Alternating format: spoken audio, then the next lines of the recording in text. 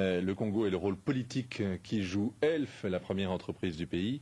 On en parle dans la seconde partie de l'Hebdo du Monde avec Pascal Lissouba, seul président jamais élu du pays, président désormais en exil, et qui a décidé de briser la loi du silence. Seul président jamais élu. Vous avez été élu Mais démocratiquement? Non, vous dites seul président jamais élu. Oui. C'est une formule pour dire que, en fait, vous êtes le président. Il n'y a qu'un président qui ait été élu au Congo et c'est vous.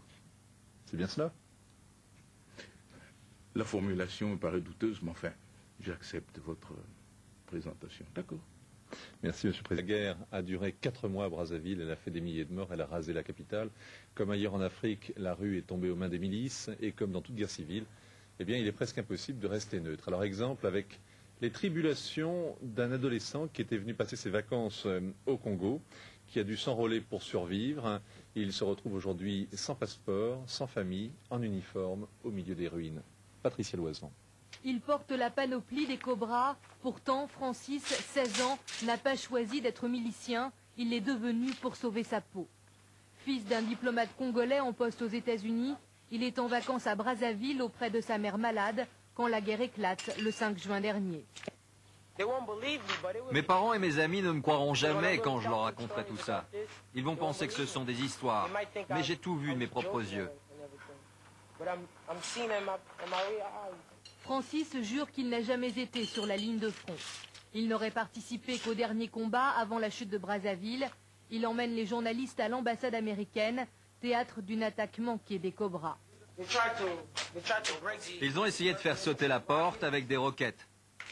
Mais ils n'ont pas voulu rentrer, ils disaient que les Américains avaient posé des mines à l'intérieur. Francis a été blessé 3 fois par balle. Aujourd'hui, il veut quitter son uniforme, retrouver ses parents, refaire son passeport brûlé dans l'incendie de sa maison, retourner à New York, tenter d'oublier le goût des armes.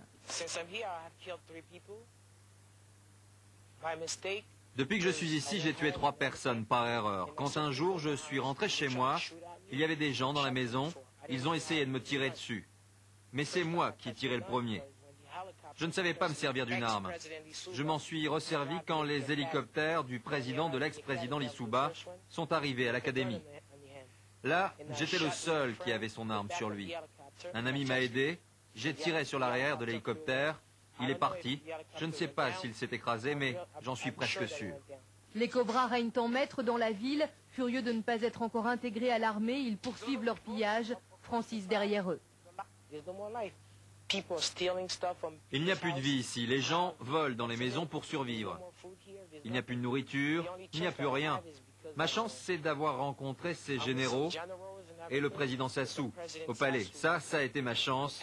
Sinon, je serais mort. Monsieur le Président, est-ce que vous vous sentez responsable de ce qui est arrivé à cet homme, à ce gamin, en partie coupable?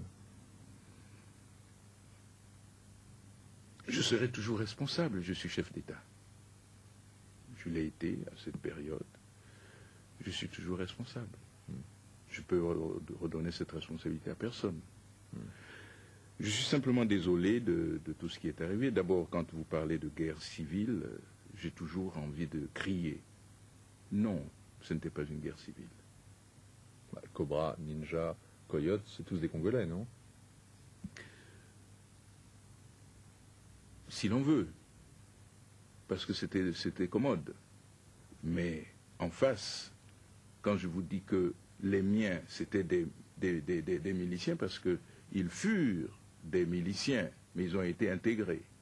Ils ont été intégrés dans l'armée, ils ont été formés, et rapidement sans doute, pas au point d'en faire des vrais militaires républicains avec toute la morale, etc. Non. On a bien vu que l'armée s'était atomisée pendant ce conflit. Est-ce que c'est pas la preuve que, justement, l'armée avait été confisquée? De l'autre côté, il y a eu peut-être quelques... Lorsque M. Sassou a refusé les siens, l'intégration des siens dans l'armée, il a gardé les siens comme milices. Et à ces milices s'est ajouté des mercenaires. Et ces mercenaires, vous ne pensez pas que lorsqu'ils arrivent, ils se disent que nous sommes mercenaires, on leur donne l'uniforme des Congolais, on leur donne, etc. Il y avait aussi des mercenaires dans votre camp, vous en avez enrôlé, vous aviez des vétérans de l'UNITA, vous aviez des conseillers Mais israéliens, comment vous pouvez des pilotes ukrainiens, Mais non. des gardes du corps sud-africains. Mais pourquoi vous voulez confondre un État qui s'organise ou qui s'équipe pour faire ce qu'il a à faire, sa protection, etc., conformément au mandat qui lui est dévolu par sa constitution, avec des bandes qui arrivent, qui rentrent dans un pays, et vous nous mettez tous sur le même pied d'égalité. Lorsque je prends des conseillers techniques, lorsque je prends ceux-là, je ne les appelle pas des miliciens, ils ne sont pas là pour tuer. Ils sont là pour aider les Congolais pour faire leur travail. Quand les Zoulous, la milice qui vous soutenait, bombardent des quartiers civils de Brazzaville, est-ce que ça fait une grande différence?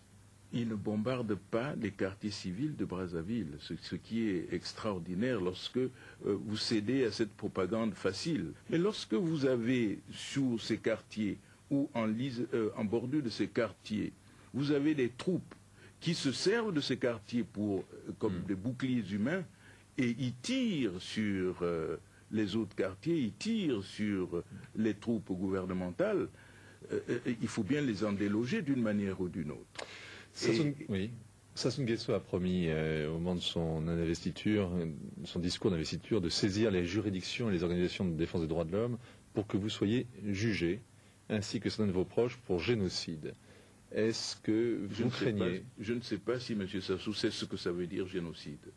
Je le mets au défi. Mais qu'il nous traduise. Lui aussi, il sera traduit. Tout à l'heure, vous me disiez que la violence payait. Est-ce que vous craignez que Sassou Nguesso étant installé au pouvoir, certains le suivent dans cet argumentaire? Est-ce que vous craignez d'être obligé de vous battre dos au mur, comme Mobutu, comme d'autres anciens dirigeants, comme, je ne sais pas, le Shah d'Iran, comme Marcos, comme Duvalier, comme... Est-ce que vous craignez que... Je ne crains rien de cette nature. Je suis venu, au fond, tirer les dernières cartouches, si vous voulez. Je viens voir si la justice peut être rendue. Les pétro-CFA, pourrait-on dire, en tout cas les royalties du pétrole, ont été l'enjeu et le ressort de ce conflit. Le pétrole est à la fois la chance et puis la malédiction du Congo. Vous dénoncez le soutien qu'Elf aurait apporté à Sassou Nguesso.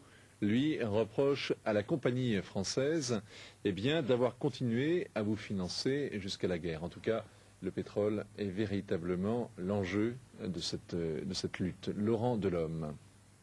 En réponse à ses détracteurs, Elf invoque le principe de neutralité. La direction affirme que la compagnie a pour habitude de traiter avec les États et non avec les hommes. C'est donc officiellement avec l'État congolais qu'Elf exploite la richesse du pays, le pétrole offshore, une production annuelle de 10 millions de tonnes. Elf assure l'exploitation des 2/3 de cette manne. L'Italien Agip et les Américains Chevron et Exxon se partagent le reste. À lui seul, le Congo représente 15% de la production d'Elf-Aquitaine. Les enjeux sont donc colossaux, d'autant plus que la compagnie française a des intérêts dans l'ensemble de la région. Le golfe de Guinée est considéré comme le nouvel Eldorado pétrolier. Au large des côtes du Congo, mais aussi de l'Angola, de la Guinée équatoriale et du Gabon, on va de découverte en découverte. D'immenses gisements en mer profonde ont été détectés. À elles seules, les réserves de la région permettraient de reconstituer les réserves mondiales en forte baisse depuis le début des années 90. On voit bien là, le pouvoir d'Elf, 50 plateformes, 500 puits, c'est considérable. Alors vous accusez la compagnie d'avoir armé et financé les rebelles. Les choses sont moins simples. En ce qui nous concerne, nous avons des faits très précis que nous mettrons à la disposition du juge d'instruction s'il y en a un. Parce que la plainte a été déposée, mais elle n'a pas encore été acceptée. Voilà. Elle n'est pas instruite. Vous l'avez dit. Donc, en ce qui nous concerne, nous avons des faits très précis. Ce n'est pas simplement la rumeur publique. C'est au-delà de la rumeur publique. La rumeur publique s'appuie sur certaines de ces pièces. Près de Coriche. Cela dit, combien, à votre avis, Elf aurait investi dans cette opération? Je ne peux pas donner un chiffre. Ah, vous en avez donné un avant-hier, vous avez parlé de 250 millions. C'est appuyé par, si vous voulez, les données des médias, etc. Ils pensent que, à partir d'un certain nombre de recoupements que certains journalistes ont fait, ils ont avancé ce chiffre de 250 millions. Vous connaissez bien Elf, Monsieur le Président. Bien sûr. Vous les connaissez très bien. Bien sûr. Vous connaissez ceux qui le dirigent. Vous imaginez qui aurait donné l'ordre si effectivement une opération de ce genre a été montée? D'où viendrait l'ordre? Vous savez, c'est une maison, je vous l'ai dit, c'est une maison privée, et à chaque niveau, il peut y avoir des responsables qui peuvent vous savez, un responsable d'un puits, un responsable d'une division, etc., ce qu'il peut y faire en toute responsabilité ou en toute impunité est difficilement évaluable. Il y a une pièce qui est apparue, qui a été trouvée dans le palais, dans les palais qui avaient été bombardés, une pièce où on voit une demande signée d'un nouveau ministre de verser 500 millions